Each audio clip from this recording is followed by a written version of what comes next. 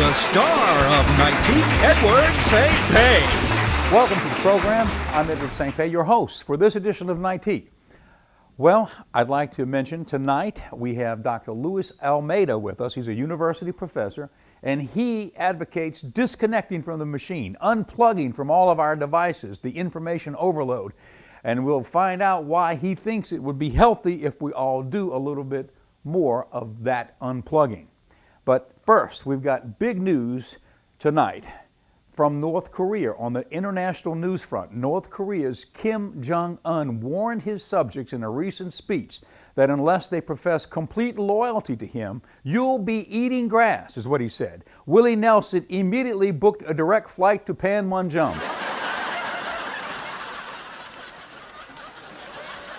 Speaking of pot, well, studies have recently found that pot use during pregnancy is linked to babies with low birth weight, mainly because there's no such thing as prenatal Doritos. And from the world of politics, Donald Trump is back in the news again. He was recently in Washington, D.C., smoothing over his differences with the GOP officials. While in the capital city, Mr. Trump also met with his new foreign policy team. They consist of a bricklayer, a cement contractor, and a guy with a long tape measure to measure how high the wall will be. More from the world of Donald Trump. Mr. Trump refused recently to fire his campaign manager, saying the female reporter had pulled on Mr. Trump's jacket and his aide was trying to protect him by grabbing her arm. All of this was so avoidable. They had an ironclad rule back in Bill Clinton's campaign never to pull a woman away from the president. Well, it's a sad day for U.S. television. We bid farewell to American Idol. The final season of American Idol recently came to an end. Past and present judges and contestants gathered during the last reflective episode to reminisce about the impact the show has had on them and on America. It was a sad moment. The In Memoriam segment showed all the past Idol winners whose careers are now dead. There's big news from Playboy. From the Playboy Mansion, Mr. Hugh Hefner recently celebrated his 90th birthday, surrounded by friends, family, and former centerfold models. His bunnies have put on a little mileage, but they still wear the clip-on ears. Now they only have hearing aids built in. From the Crescent City, from New Orleans, the New Orleans City Council vote to take down the statues of Robert E. Lee and General P.T. Beauregard has met with such resistance they can't find a general contractor who will take down the statues. Those statues represent an earlier America. They have no business in today's greater Mexico. From Jackson, Mississippi, the Ideal Conceal Company in Minnesota just invented a two-shot handgun that looks exactly like a smartphone. However, it's vital to remember which phone is in which hand. Last week during the test run, Terry Jones from Jackson, Mississippi got a great photo of his street robber, but the selfie grazed his left temple. The CDC reports 30,000 Americans died of alcohol-induced illnesses last year. Another 60,000 Americans died in drunk driving accidents and alcohol-related homicides. The National Distillers Association responded by saying alcohol is single-handedly saving Social Security. From the White House, President Obama commuted the sentences of 61 federal prisoners who'd been convicted of drug crimes. He then ate lunch with the guys. The last time 61 convicted criminals dined at the White House, he was congratulating the New England Patriots on winning the Super Bowl. And from the world of family matters, San Francisco will require businesses to give couples 6 weeks of paid parental leave. The move will also benefit companies as new parents can use the time to catch up on their sleep, as that will be the last time they'll get any rest for the next 18 years. On the high-tech front, the wife of Tesla electric car developer Elon Musk has sued for divorce. Apparently, she doesn't get quite a charge out of him anymore. And Amazon Prime just unveiled new buttons you can press to order Doritos, Red Bull, and Trojan condoms. If you're a guy who orders Doritos and Red Bull over the internet from the couch, you probably are not going to be needing the condoms anyway. Amazon, iPhone, Tesla, Google, so much input from so many devices, there's an overload of information. Well, tonight we talk to Dr. Luis Almeida.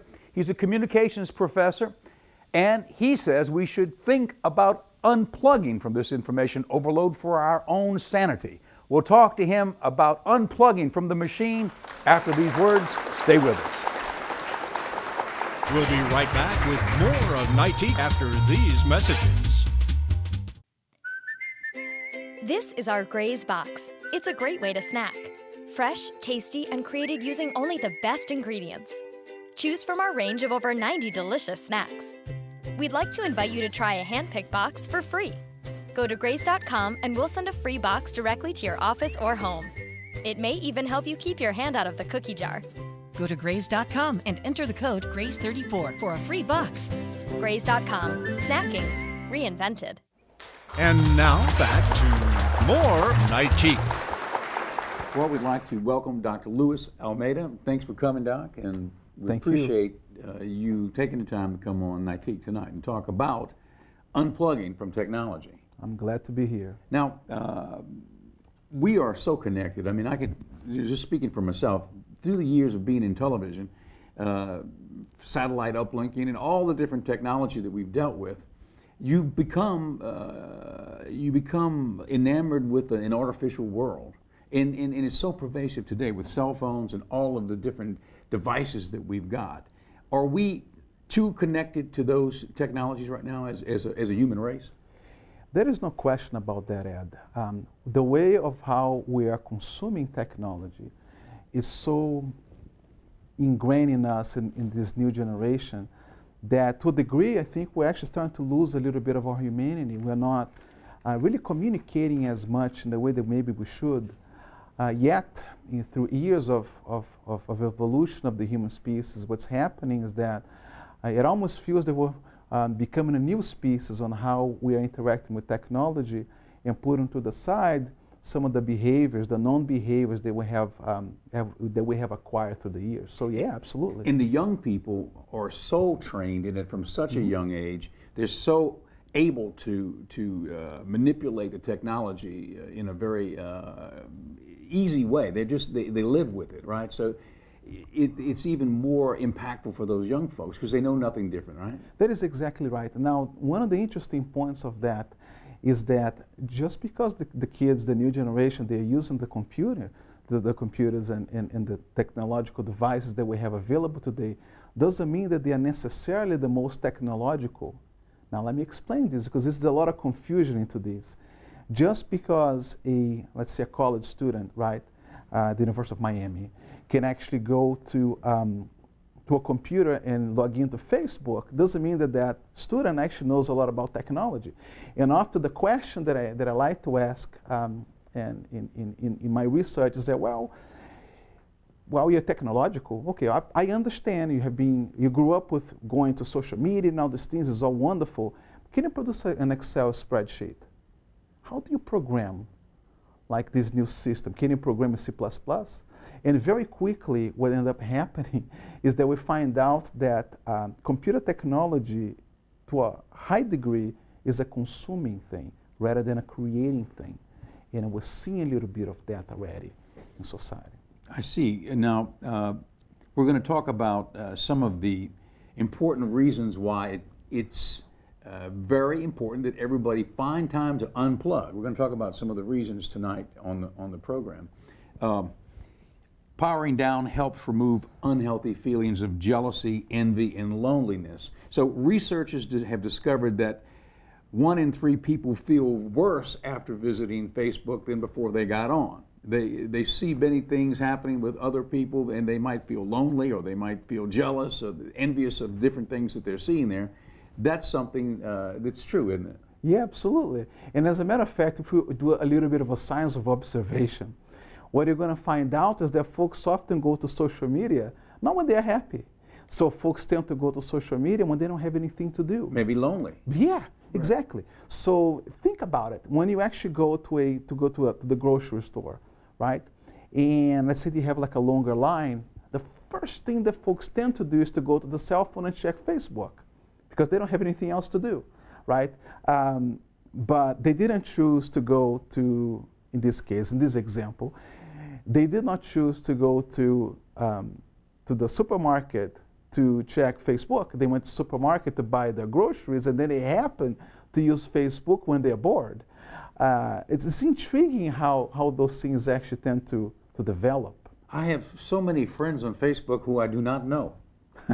I've gotten Facebook requests, and I don't know if this is something that everybody experiences or not, but I've got friends that I don't know on Facebook, many. Well, maybe we should redefine the meaning of friendship, right? I mean, what do you mean by being a friend? This is interesting you said that. Yeah. And another thing, if you like something, if somebody has experienced a terrible thing and they're sharing it on Facebook and people are pushing the like button, it's kind of hard to understand what they mean. Do they like the fact that you just experienced a tragedy? Or are they liking the fact that you're sharing your moment of grief? You know what I mean? Yeah, I know exactly what I mean. Now, okay, here's another point. Powering down combats the fear of missing out. Scientifically speaking, the fear of missing out, FOMO, has been recognized as a recently emerging psychological disorder brought on by the advance of technology. The premise is simple. Our social media streams are ever filled with everything happening around us, and we're not necessarily experiencing all these wonderful things, so we feel left out. Well, exactly. And Ed, one of the things that I think we need to be careful is we have to look at the question of technology, not to say that technology is necessarily bad, which is like the demise of the human race. I think it's going to happen a little bit of that, but there are positives of technology. But what I think we need to be careful with is to look at technique, right, the technology, in things that, in ways that's just not why technology was actually introduced to be used. And the question that you just raised, and the interesting point of that, is that we have to be very careful to not forget that we are human beings, that we have had years of evolutionary progress in how we communicate face to face. We cannot just erase that. And with technology, unfortunately, those things are actually happening. We're celebrating. But see, how you celebrate this? I mean, we're celebrating the advancements of maybe having a robot to do something that we can't do, right? But whenever the robot becomes us, and then there is a problem, right? Now, you were speaking of a robot. Okay, now we've got a small robot on the desk here, but this is an interesting robot. This is a solar-powered robot. So this robot is getting its energy source from the sun, and so basically this robot is a complete individual. He doesn't need a wire connected to him. His owner doesn't need to plug him in. If he was able to figure out when he needed to recharge, he could go out in the sun, recharge, and keep going, couldn't he? Yeah, exactly. So that's an interesting concept. Very interesting. The side effects of this type of technology they can actually have in this country and abroad is that, well, look at the city of Detroit in Michigan. So all this automation that we celebrated for years, right, to be able to produce to use the Ford model and put technology to actually mass produce cars, now the technology is actually out. What happened to Detroit? And not only what happened to the city of Detroit, but what happens to the infrastructure of Detroit. I mean, so we have to be thinking about these things systemically rather than systematically. Well, here's an example of something that could disrupt everything: a solar flare, a solar pulse.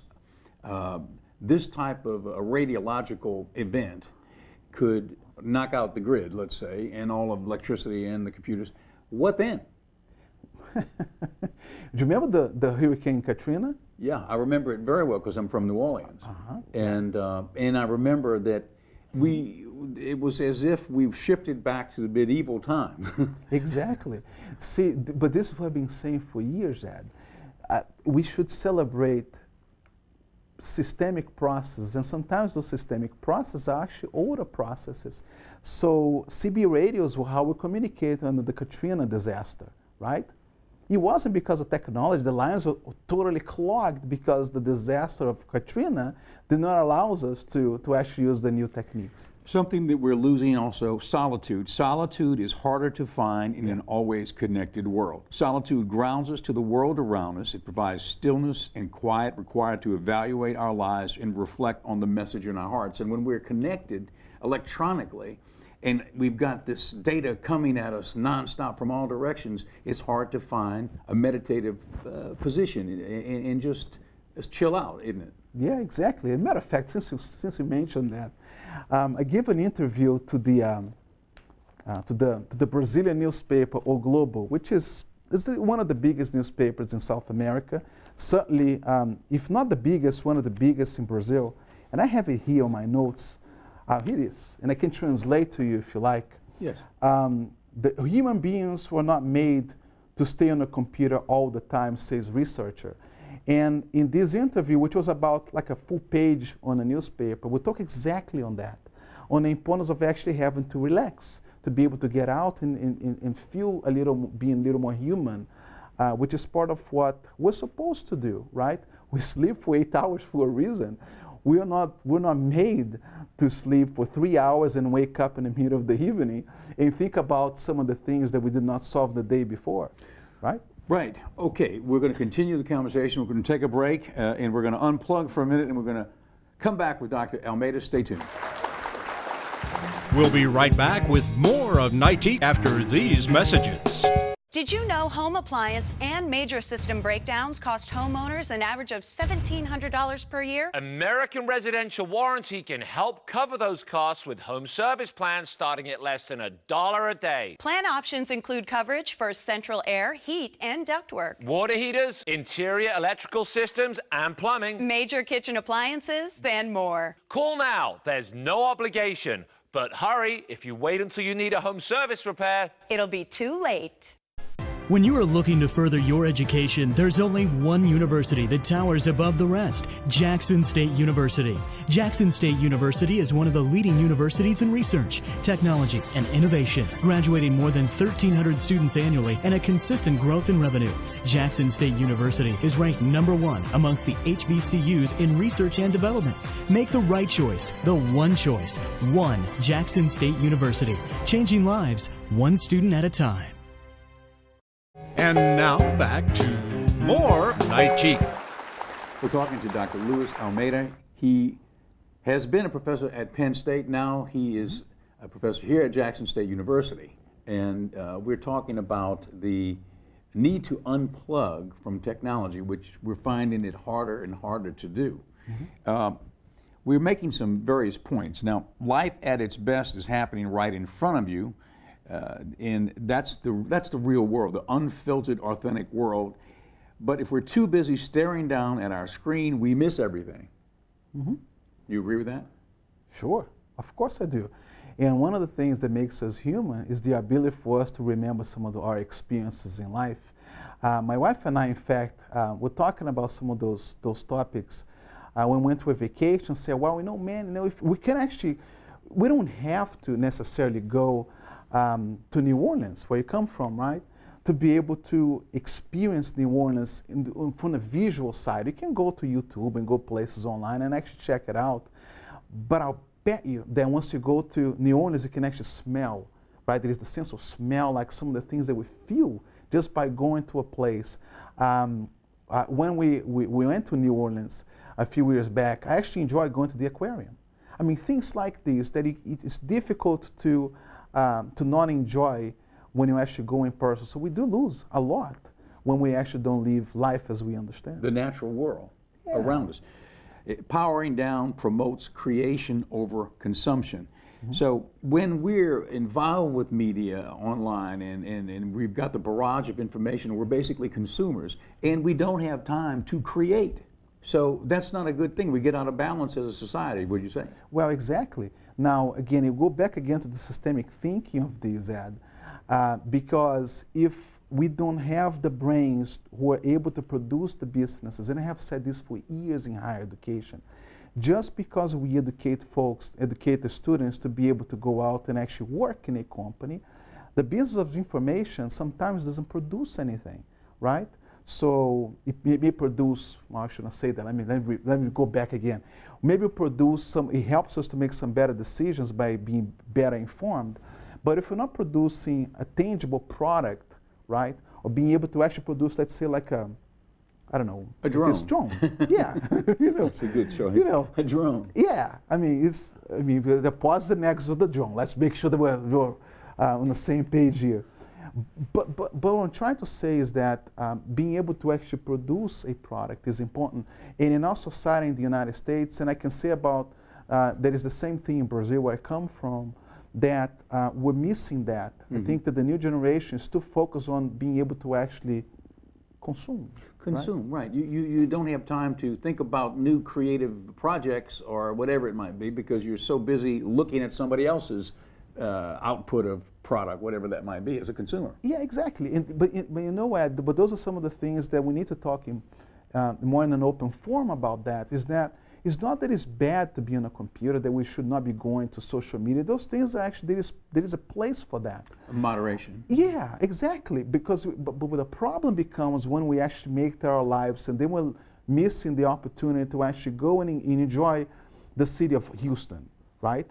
Or go to Atlanta and go into the zoo in Atlanta and actually have a good time with your family, or raise a kid, maybe going to Brazil and actually have an opportunity to go to Christ the Redeemer. I mean, those experiences there, you really can't do this in the same level when you're looking at the computer screen. Right. Addiction can only be understood when the object is taken away. We'll talk about that when we come back, okay? Another break, we'll be right back. We'll be right back with more of Nightique after these messages. This is our Graze Box. It's a great way to snack. Fresh, tasty, and created using only the best ingredients. Choose from our range of over 90 delicious snacks. We'd like to invite you to try a hand-picked box for free. Go to graze.com and we'll send a free box directly to your office or home. It may even help you keep your hand out of the cookie jar. Go to graze.com and enter the code GRAZE34 for a free box. Graze.com. Snacking reinvented. Ingalls Shipbuilding has pioneered the development and production of technologically advanced, highly capable warships for the U.S. Navy, Coast Guard, and Marine Corps for more than 75 years. Ingalls is Mississippi's largest manufacturing employer. And today, Ingalls has an immediate need for more than 200 electricians at our Pascagoula, Mississippi site. Apply today at www.buildyourcareer.com or call 888-935-1507. And now back to more Nightique.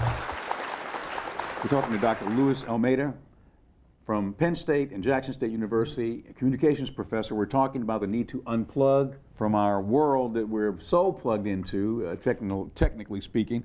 Are we addicted? That's a question. Addiction can only be understood when the object is taken away. So, I think when you unplug completely, that's when you realize how addicted you were to the addictive element, correct? Well, I'm going to agree and disagree with you. Okay. We are addicted. I think there is an element of addiction to this.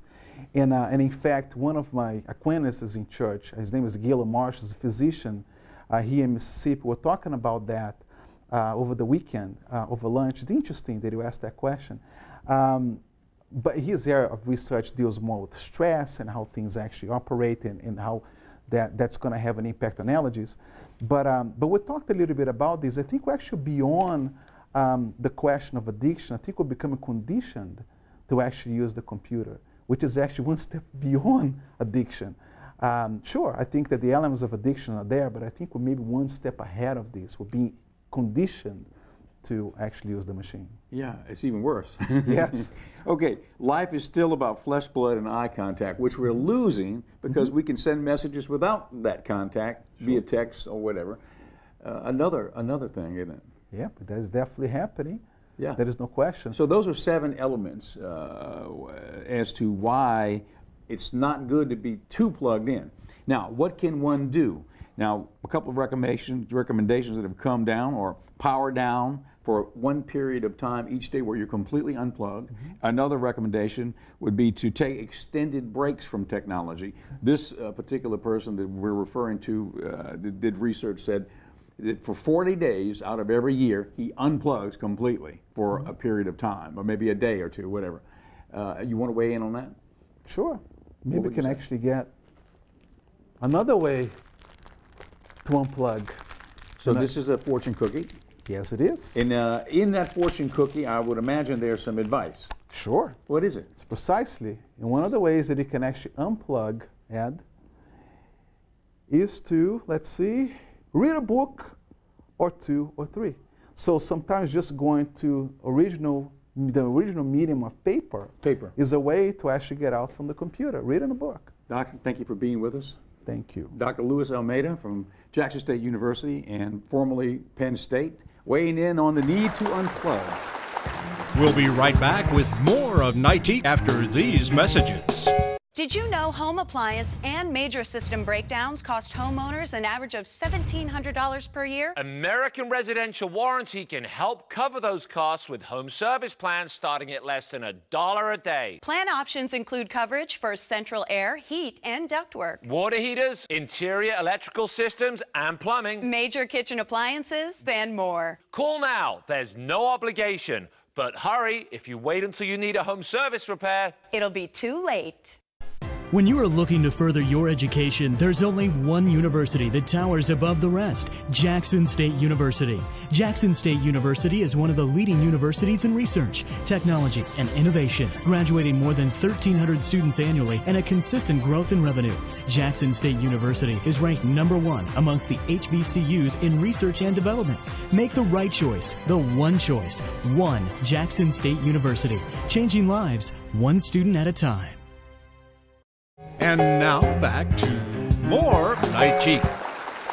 Thank you, Dr. Luis Almeida, for being with us tonight, and thank you for joining us this evening. We'd like to thank all of the affiliates along the AMG TV network lineup for being a part of our program, and we'd like to ask you to join us every weekend for a new edition of Nightique. If you'd like to drop me a line, you can email me at edward@nightique.com with comments or suggestions, and we'll try to work those suggestions into the show.